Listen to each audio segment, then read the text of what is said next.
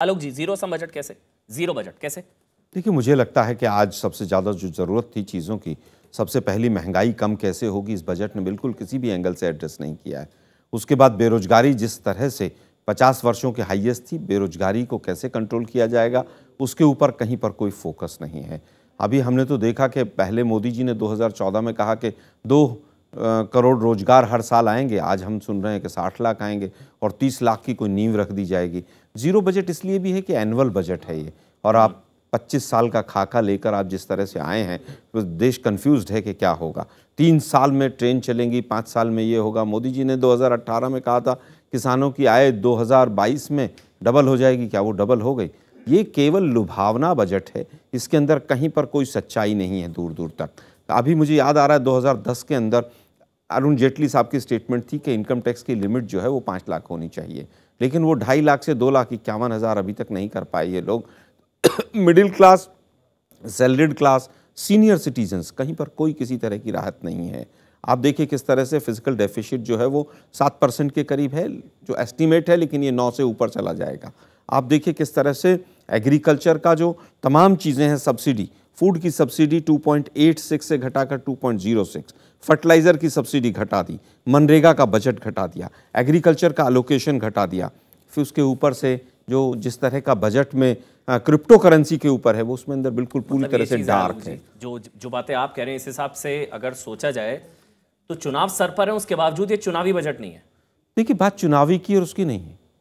आप चुनावी बजट लाने को आपने किसी ने, अगर गरीब जनता का कोई फायदा हो रहा है या मिडिल क्लास का, सैलरीड क्लास का फायदा हो रहा है, तो किसी को आपत्ति नहीं। चुनावी बजट नहीं है। नहीं, मैं चुनावी बजट है कि नहीं है ये तो देश की जनता बताएगी। चुनाव सर हर पर बजट के बाद सर मैं समझता हूं, मैं तो हमेशा हर बजट के बाद एक बयान आता है ऑपोजिशन की तरफ से, चुनावी बजट, सर पर चुनाव थे तो घोषणाओं लोक लुभावन।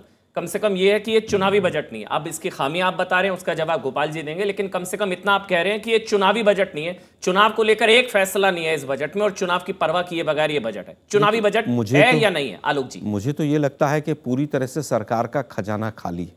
जिस तरह से क्रिप्टो करेंसी को मान्यता देना, उसके ऊपर 30% टैक्स लगा देना, LIC को प्राइवेटाइज करना, IPO लेकर आना, SEZ के जो कानून हैं, नियम कायदे हैं, उनको बदलकर जमीन का आवंटन करना, मुझे लगता है कि सरकार का खजाना पूरी तरह से खाली हुआ पड़ा है, और उसी के माध्यम से अब की बार टैक्स सरकार वही चल रही नहीं। लेकिन 5.5 लाख से अगर 7.5 करोड़ कैपिटल एक्सपेंडिचर किया गया, यही 2 लाख करोड़ के जरिए रेवड़ियां बांटी जा सकती थी। आप मेरा सवाल समझ रहे हैं? मैं समझ रहा हूं। एक मिनट आलोक भाई, जैसे होता है ना, हम लोग इतने साल से पत्रकारिता कर रहे हैं, आप इतने सालों से पार्टी का पक्ष रख रहे हैं, हमेशा होता है कि सर पर चुनाव होते हैं, 5-5 राज्यों में चुनाव है, सर पर चुनाव होते हैं तो रेवड़ियां बांट दी जाती है। मतलब ऐसा हुआ नहीं, यूपी चुनाव से पहले नोटबंदी हो गई थी, गुजरात चुनाव से पहले GST आ गया था। हमेशा होता है सर पर चुनाव होते हैं तो रेवड़ियां बांट दी जाती है, चुनावी सेहत का ध्यान रखा जाता है, देश की आर्थिक सेहत का पट्टा लगा दिया जाता है।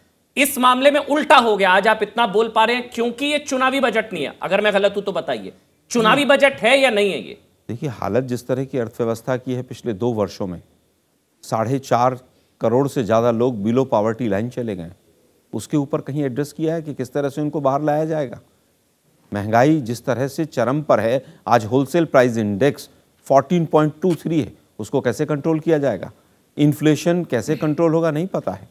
आज आप देखिए किस तरह से मनरेगा का तमाम जो गरीब, निर्मला सीतारमण से, एक मिनट में बीच में माफी के साथ, निर्मला सीतारमण जी से सवाल पूछा गया, उन्होंने कहा कि खाने पीने की जो महंगाई दर है वो 6% से ऊपर गई नहीं, यूपीए काल में 10% थी। तो सवाल कौन पूछ रहा है? 2014 से पहले 10% थी खाने पीने की महंगाई दर, और अभी जो है खाद्य पदार्थ खाने पीने की जो महंगाई दर है वो 6% से ऊपर कभी गई नहीं। बहरहाल ये उनका पक्ष है, आपका पक्ष है, मैं गोपाल जी का पक्ष ले लूं। नहीं, 2 चीजें हैं। एक तो बेस ईयर चेंज किया गया, और होलसेल प्राइस इंडेक्स 14.23 कल के इकोनॉमिक सर्वे में, निर्मला जी ने शायद पढ़ा नहीं होगा। ठीक है गोपाल जी, जीरो बजट, अब आप बोलिए, आपका ऑडियो सही हो गया होगा। Zero budget, zero sum budget, और आपने आलोक जी को भी सुना, कांग्रेस पार्टी का पक्ष रख रहे थे। सर देखिए, सबसे पहली बात मैं कहना चाहता हूं कि कांग्रेस का दिवालियापन हर चीज में दिख रहा है राहुल गांधी जी का। सबसे महत्वपूर्ण बात है कि सब लोग कह रहे थे कि वेल्थ टैक्स लग जाएगा, GST टैक्स लग जाएगा, ये कोई टैक्स GST तो पहले ही लगा हुआ, किसने कहा था? दिवालियापन तो आपका नजर आ रहा है मुझे मानसिक तौर पर। कांग्रेस की कोई एक स्टेटमेंट बताइए जिसमें कहा गया हो कि GST लग जाएगा। GST का तो इस बजट से लेना ही देना नहीं है। दिवालियापन तो आपका नजर आ रहा है, जिस तरह की शब्दावली आप इस्तेमाल कर रहे हैं। मुझे बताइए ना, इस बजट से बेरोजगारी कैसे दूर होगी जो 45 वर्षों की हाईएस्ट है?